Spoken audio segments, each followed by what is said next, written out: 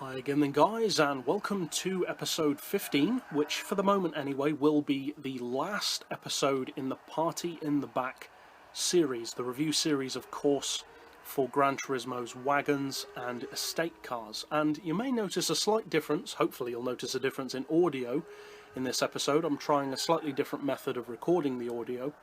Obviously the visual quality still is nowhere near what I'd like it to be, but for those of you who have been on the channel for a bit longer, you'll probably know that I'm always trying to find better ways of recording. Everything that I've tried so far doesn't really work that well for me, for various reasons, but I am always trying to improve that. So I would appreciate feedback on whether or not you actually find this audio better than usual, or if it makes no difference, because it does require more work, so if it's not that much of a difference, I won't do it. But that said, let's get on with the episode, because this is the final episode, and what better way to end the series than to feature the ultimate car in the class. The ultimate wagon, the ultimate estate car on Gran Turismo, the 2008 Audi RS6 Avant. As far as the differences in spec, it's almost ridiculous. This car is completely unrivaled in a straight line as far as wagons go on the game.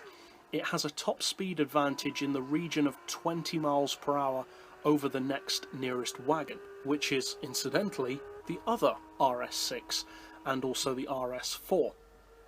Apart from those two models which still can't keep up, none of the other models stand any kind of chance against this machine in a straight line. And it's not just about top speed. This car can do around 270 or more under its own power, but even off the line it is an absolute monster, being able to hit 60 in just over a second with NOS. It's a true supercar rival, and I would actually call this a super wagon. You don't really hear that phrase bandied about very much, but this car really does qualify to be called such.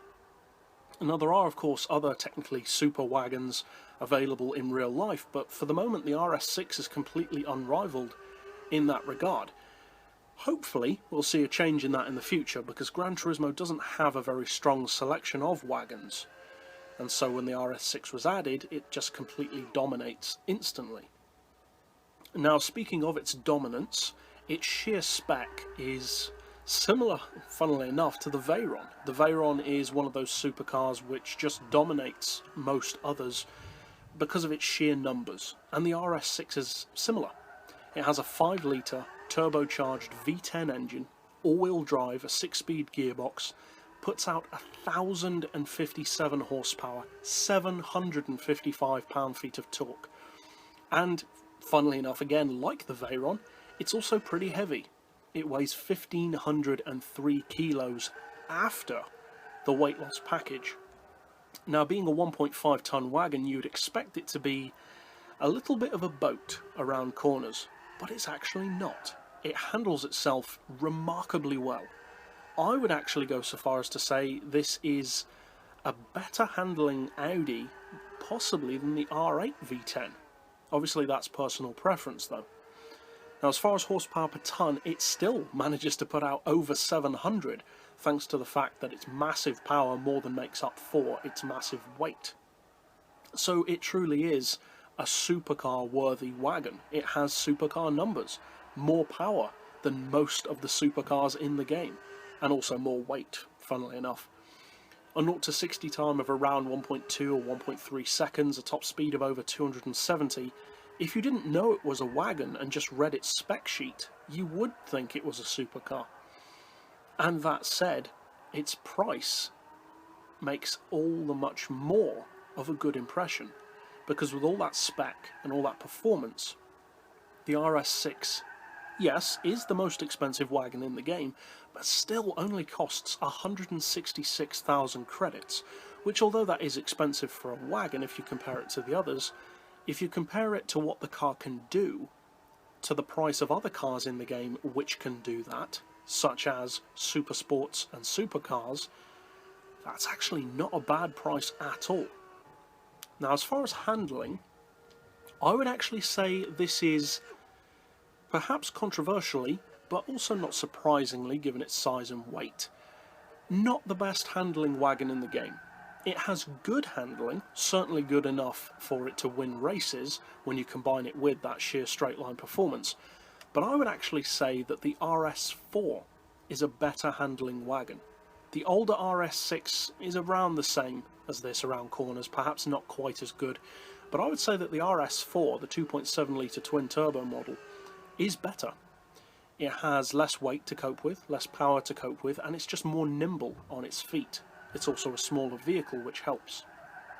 But the thing about the RS6 is, again, going back to the Veyron analogy, it's like a Veyron. It's brilliant for what it's good at, but it's not good at everything. To really get the best out of the RS6, it needs to be a relatively wide open track to really use that performance to your full advantage.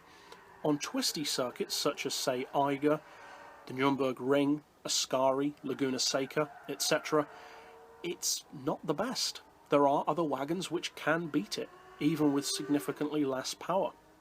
Even potentially with half the power, such as the Subaru wagons, or even the Mitsubishi Legnum. So it is a brilliant wagon for sheer straight line performance and overall all-crushing spec. But, despite it being essentially the GTR or the Veyron of wagons, don't close your mind to the other ones. We've reviewed them, of course, in the series, highlighted what they're good for and what they're not so good for, but just keep your mind open to other options, because as brilliant as this car is, and it is brilliant, it's not necessarily the best in every situation. But, as always, I will leave teasers for the replacement series for this next week on Facebook tomorrow, and as always, thanks for watching.